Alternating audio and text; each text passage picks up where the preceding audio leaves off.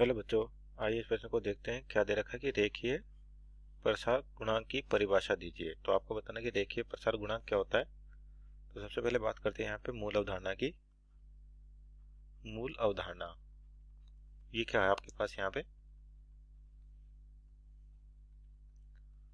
तो मूल अवधारणा क्या है आपका, जब भी क्या होता है कोई भी मेटल है आपके पास और उसका जब तापमान बढ़ाते हैं तो क्या होता है उसके जो आपके पास ज्योमेट्री है, बोल दे कि लंबाई चौड़ाई ऊंचाई, उसके आयतन में उसके क्षेत्रफल में वृद्धि होती है।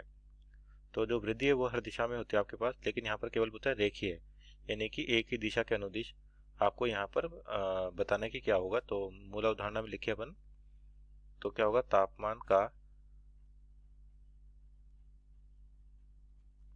तापमान का धातु पर प्रभाव। तो क्या होता है आपके पास, जैसे एक रेखीय दे रखा है मतलब एक ही दिशा में।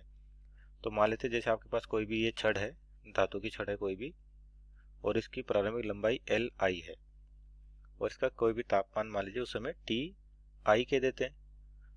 अब क्या होता है जैसे इसका तापमान बढ़ाएं अपन, यानी कि इसको ऊष्मा दे अपन किसी तरीके से बाहर से, तो क्या होता है इसके जो आपके पास लंबाई दे रखी है, एक रेखीय दे रखा तो एक ही दिशा के अनुसार चलेंगे अपन, तो क्या होता है यहाँ पर इसकी लंबाई में परिवर्तन होता है। तो लंबाई में जो परिवर्तन होगा आपके पास वो कितना होता है, तो उसके अनुसार आपके पास रेखीय प्रसार गुणांक मिलता है। और ये होता क्यों है आपके पास कि अपन जब बाहर से इसको ऊष्मा देते तो इसमें परिवर्तन क्यों आता है। तो देखिए आपके पास जो धातु एक छोटे छोटे कणों से मिलकर बनी होती है, जो आपके पास धातु है छोटे छोटे,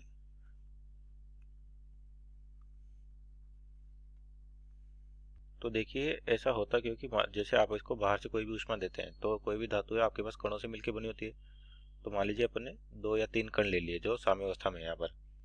तो जैसे इसको ऊष्मा देंगे तो कण क्या करेगा, उस ऊर्जा को लेगा और अपनी माध्य स्थिति पे कंपन करना शुरू कर देगा, जो अगले कण से टकराएगा और ऊर्जा को आगे की ओर विस्थापित कर देगा। तो ये प्रक्रम चलता रहता है और पार्टिकल यानी कि कण जो पहले जिस स्थिति में थे उससे थोड़ा सा आगे की ओर बढ़ जाते हैं।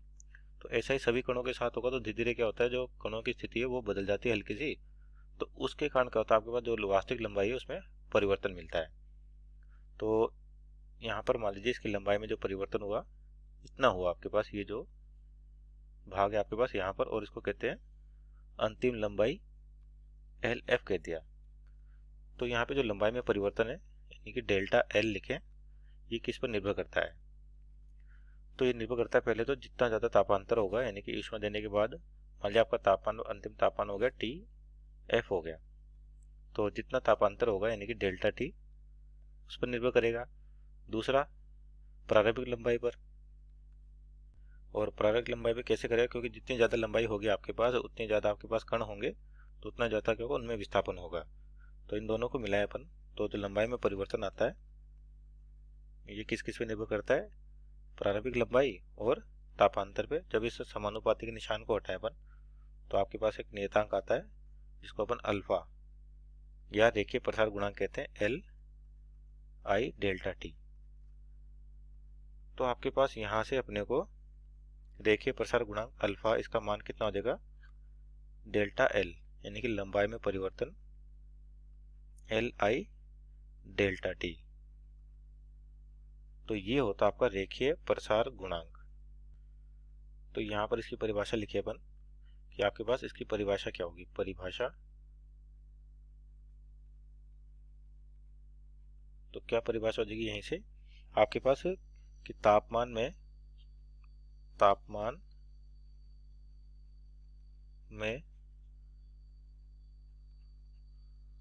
में प्रति इकाई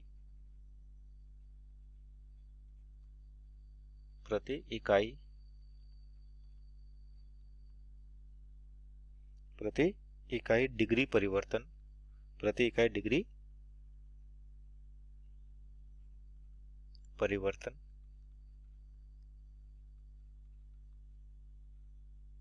परिवर्तन की इकाई लंबाई में परिवर्तन, इकाई लंबाई में परिवर्तन।